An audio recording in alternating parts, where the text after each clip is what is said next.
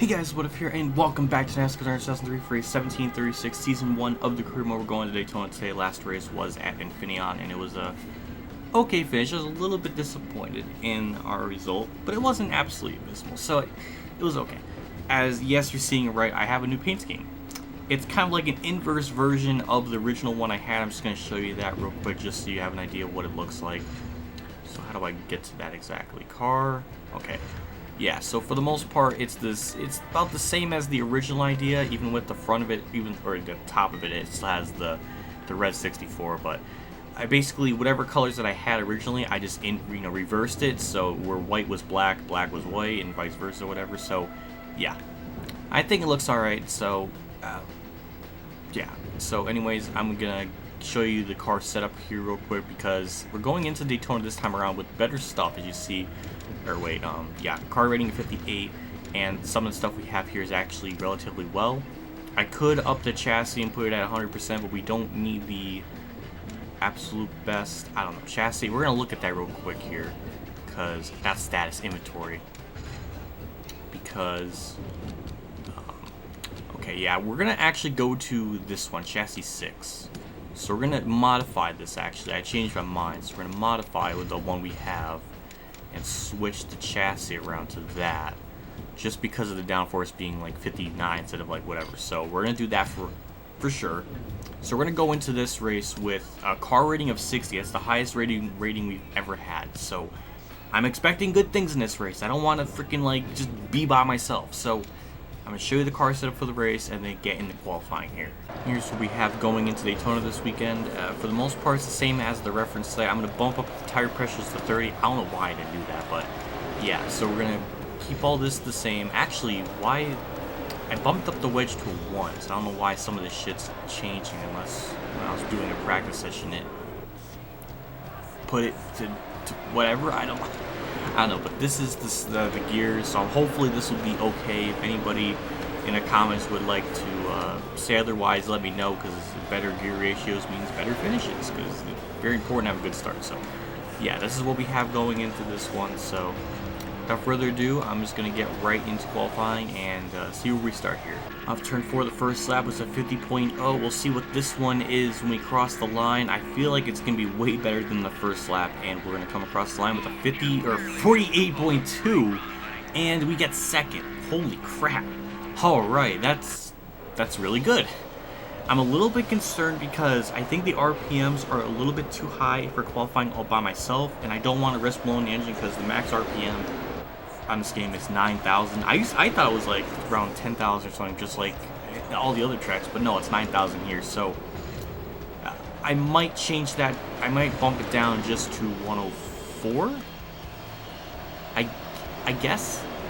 The higher gear ratio you go, the more it revs per RPM. So I'm just gonna bump it down to 104. Hopefully that will be a better change. I don't know. Hopefully, I don't know. Let's just get into the race and see what happens.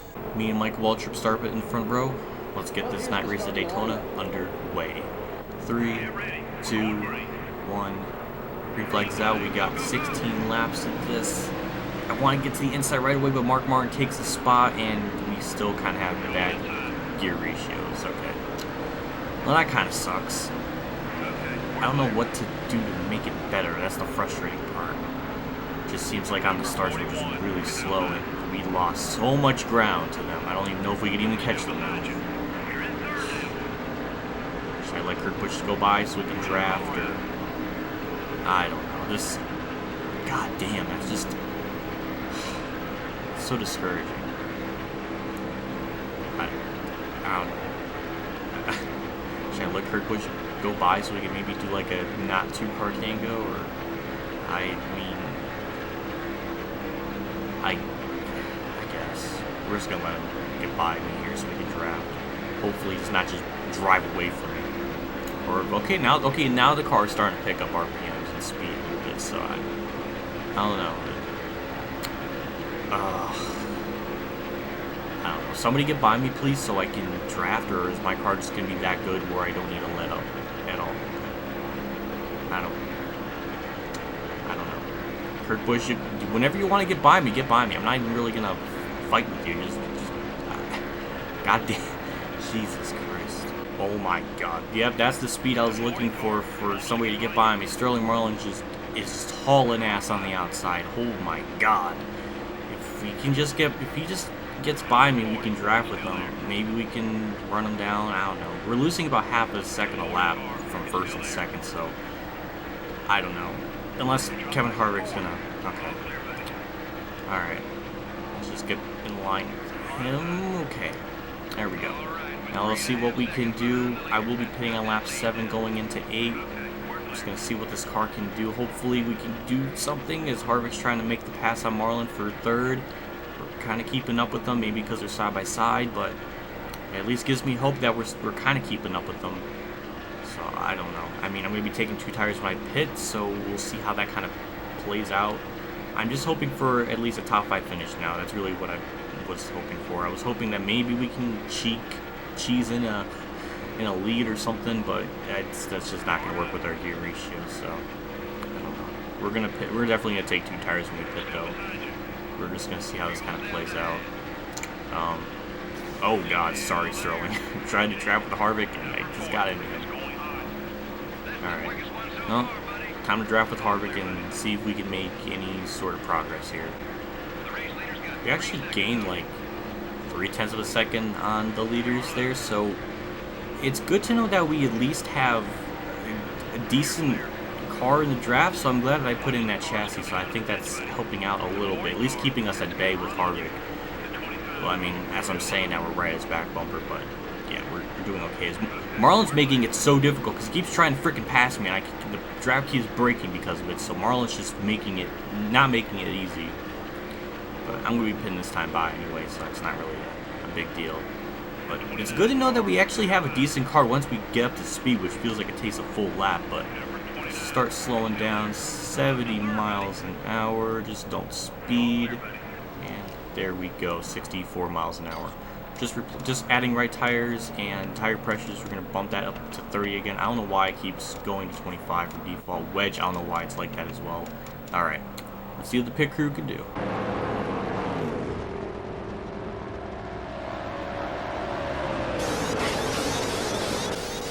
It's only 2 tires, guys, and you fuck up. Why is it that with 4 tires you guys do fucking fantastic, but you do worse on 2 tires? Oh my god. 14 seconds for 2. Oh. What is this? They just needed to just be okay, and they just completely butchered the shit out of that. God. People are heading out of pit road right now. We're going to see how many spots we can gain. Kenseth's to my outside. He's trying to pass me. I'm actually kind of allowing it just in hopes that we can do something in the draft together, but he just can't make the pass on me. I don't know. But we're in 22nd. We're going to see how this all kind of cycles out when we pit again. As long as this keeps going as planned, we could definitely get in the top 10 easily. Just depends on where in the top 10 exactly. As Kenseth finally is going to get around me, I left the gas a tiny bit just so he can get by me and so we can draft together and do all that fun stuff that you do with like teamwork and everything, even though we're not the same manufacturer. As he's driving on the outside, the longest way around the track, so it's like the AIs are sabotaging me and not doing well.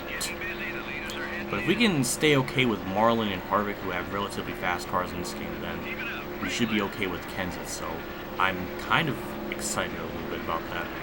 We gain, 3 more spots there. I don't know why Kenseth is continuing to drive on that high lane. I don't trust myself hitting the freaking outside wall.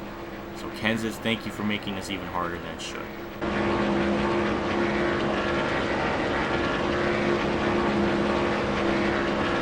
Come on, Kenseth, get by John Andretti. Oh my. Kenseth, please, okay. Thank you, yeah, common sense. This should be the last of the cycled pit stops. We'll see where we truly cycle out here. We should be definitely back into the top 10 as we're still drafting with Kenseth. We get by Stewart, Benson, Kurt Busch, I think. I don't even know, but we're in 9th right now. There's still some people exiting pit road, but I think this is where we're going to be, which is going to be kind of disappointing considering we were like third, 4th, or 5th at some point in that first run, so that's kind of disappointing, honestly.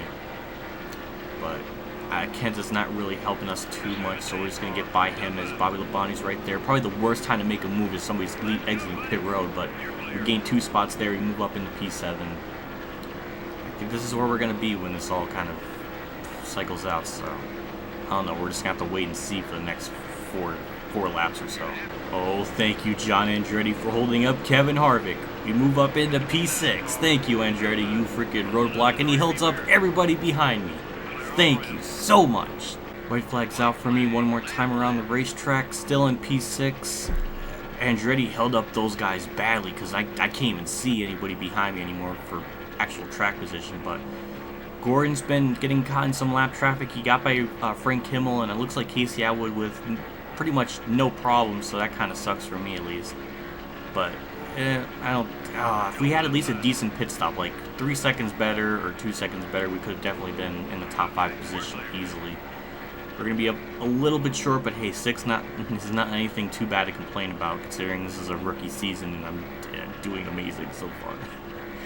So off turn 4, we're gonna bring it home in the 6th position. I don't know who won the race. It could be Mark Martin or Michael Waltrip or something, but here we go. We get 6th place. Very nice. Pretty solid. I don't know where we finished. Michael Waltrip wins. Okay. I think he won the 500 as well, so he sweeps both the Daytona races in this season. Let's check out the result, or the money earnings that we got, and see how much it is. And it's going to be actually a pretty good amount, $373,000. Holy crap. Okay. Decent finish overall. Considering we started 2nd, we got finished 6th. That's nice. So Michael Waltrip might have gotten a 2nd win. He led 12 of the 16 laps. Mark Martin led 4 of those. Point standings again should be interesting because Marlin's finished well, and I don't know. The point standings should be interesting. Junior's in 12th. Yeah, I don't know. Very interesting. Great setup. Alright, and there's the top 43. Thank you, John Andretti, for holding everybody up, though. That, for once, a lap down traffic was a beneficial thing for me, so that was nice. Next race will be at Chicagoland Speedway. We're going to be exactly halfway through the season going into the race. So that's, yeah. I don't know how to look forward to it, but amazingly, the car rating's still 60. Oh, wow. The condition, everything did not go down that much at all. Well, hot damn. We might actually go into Chicagoland with the same stuff we did at Daytona. God, that's honestly pretty crazy. I'm gonna modify just to see what other stuff looks like. So, okay, number 5, one we have in there is already perfect. The one that we have in there is pretty much good to go. That's really crazy. Damn, I'm just shocked. Actually, let's check out the what is it? The garage engines. Check it. We got one more race on the overhaul, so let's check the inventory, or actually status. I'm sorry, I'm still figuring it. Okay, so that goes up a little bit. Chassis, nothing to do with there. If we repair one of these, I'm definitely not touching that. So I think we're going to repair chassis 4. We're going to leave number 6 alone. That seems to be a good one. So we're going to repair chassis 4 for 2 races. Engines, I don't even know if there's anything repaired now. There's not. Okay. So nothing too much to do there. R&D, 4 more races on the chassis downforce. So we still have a relatively decent amount of money in the bank, so whenever that comes in, we'll just build a new one for 3 races and we'll be good to go. Point standings, we're 22nd in the standings. That was our, what, 5th top 5 and only 5th top 10 and 1 top 5. I'm pretty shocked with, I think 2 of those weren't really fair, so I don't know, but we're really doing okay so far. Sterling Marlin still the points leader by 36 points over Jared Jr. I think he might have lost the points lead. I can't remember, but Mark Martin still in 5th, 110 back, and Jimmy Johnson 9th, Kenseth 10th. Where did Michael Waltrip? Okay, that was okay. So he got 2 wins, so he must have got one in the 500. So I guess I'm right. All right. So point standing still is going to be a shake-up all the way to the end. It seems like, considering we had what, like 10 people still in the top 10 or within a race behind. Okay, 6 drivers. So. Yeah, points battle still going to be interesting here for a long time, I guess. So, yeah, that's it. That's it for this. Nothing much more to really go into. Anyways, that's it for the video. Thanks for watching. Like I always say, I do appreciate it. Love feedback and support. All you guys leave me in the comment section below, and as well as liking the video because that helps me out a lot in the long run. I'll see you all at Chicagoland, and we'll see how we do there. And as always, Have a good day, everyone.